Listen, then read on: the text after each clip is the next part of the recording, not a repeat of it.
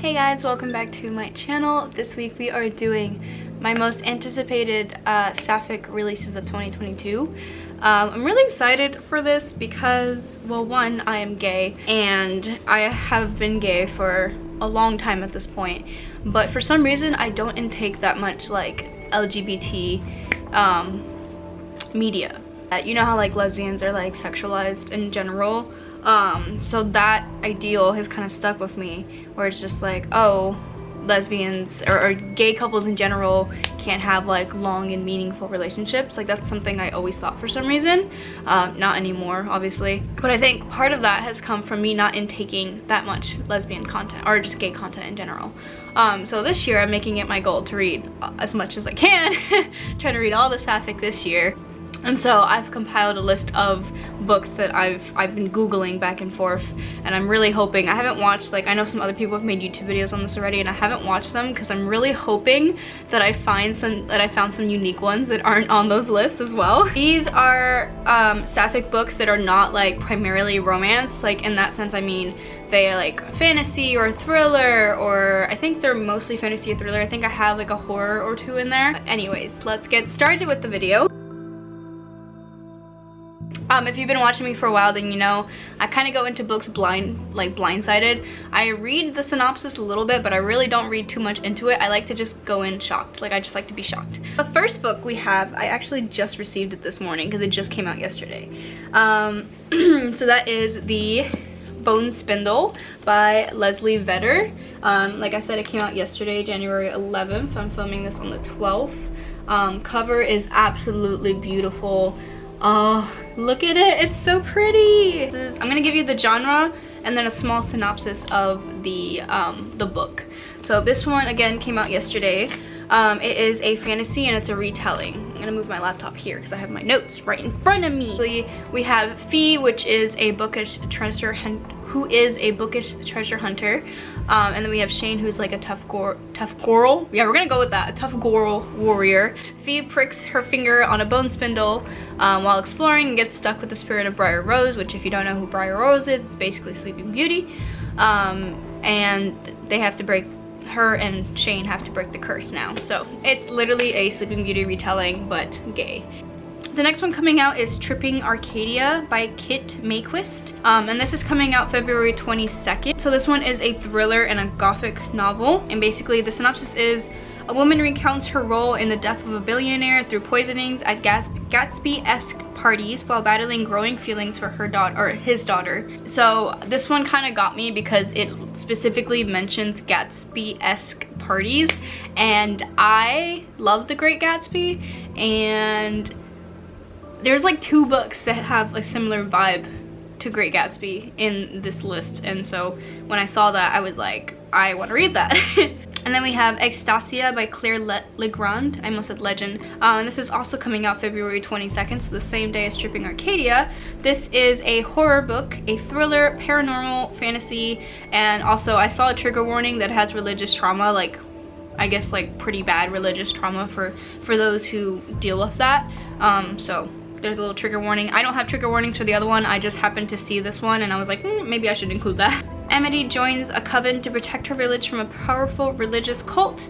And that's kind of like the smallest possible synopsis I can give you. But apparently there's women kissing in gardens, and that sounds like a dream. So there you go.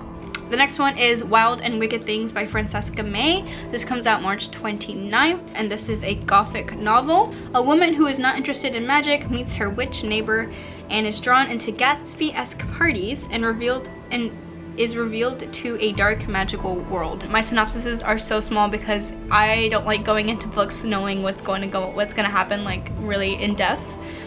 So sorry if that annoys you, but you can research more into these books, obviously. But again, the Gatsby-esque thing got me, and also the witch neighbor got me. So this sounds really exciting. I'm really excited to read this one. Next one is My Dearest Darkest, which I'm pretty sure you've heard already because I think everyone's talking about this. It is by Kayla Cottingham. It's another horror. After surviving a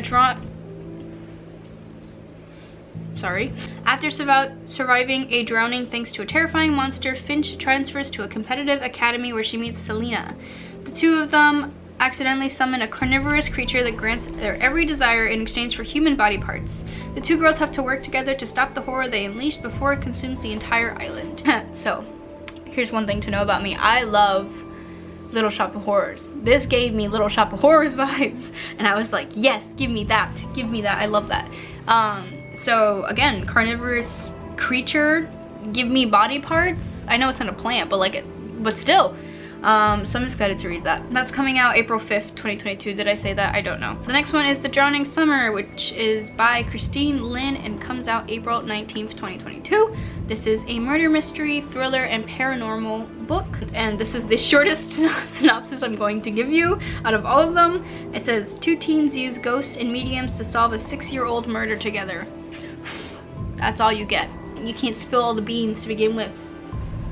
Gotta keep them guessing. Alright, next we got Dauntless by Alyssa A. Bonin. It's coming out July 19th, 2022. This is a fantasy. Sari is an assistant to the commander of the Valiant, the people who hunt the beasts that hunt the people. She starts to doubt the view of the beast that she has always known when she encounters Sana, a stranger who can communicate with the beast. I believe this one is actually a Filipino, main character? Yeah, Filipino inspired young adult fantasy novel. Young Blood by Sasha Lawrence. This one I don't know if I'm gonna like it because it might be too teeny for me, but it's coming out July 19th, sorry. It's a fantasy novel, and it is about 2 teens at an elite vampire only boarding school, and they must go against all of the vampiredom when they uncover a frightening conspiracy on campus. So it sounds really interesting, the thought of like a vampire boarding school kind of thing. I love that stuff. I have not read a lot of vampire books, so that's also exciting, and obviously sapphic. I'm just scared that the maturity is going to be annoying to me, because it's not that I don't read YA. I do read YA. I mostly read YA, but some of them are a little too much high school for me, so we'll see how I like it. I'm gonna try it. And then the last one I have on this list is The Ones We Burn by Rebecca Mix, and this is another fantasy coming out fall of 2022. There's no date yet. I don't even know if there is a cover art for it yet. A young blood witch's mission to assassinate her betrothed, a gentle human prince, gets complicated when they uncover a witch-killing plague, and in their race to stop it, she falls for the prince's sister, who say, hey, what are you doing? Don't do what you're doing. What the hell? This was like the most chaotic video I've ever filmed. That was the video. I hope it didn't come out too bad. If you are interested in any of these books, again, you can just search it up and find the synopsis. Like a more fleshed out synopsis. They're not the synopsis I gave you were pretty accurate, though they were just kind of a little shortened. But I will be starting this soon. As soon as I finish one of the books I'm reading, I will be starting The Bone Spindle, because I am excited to read this. And yeah, that was this week's video. I hope you found some books to add to your TBR. I'm sorry in advance. I know we all have big TBRs, and adding more books is just never good, but it's part of the charm of being someone who reads, right? So I really appreciate everyone who watches my videos. There's been some people DMing me on Instagram and telling me they like my channel, or saying that they like when I post really long vlogs or stuff like that, and I really I appreciate that so much.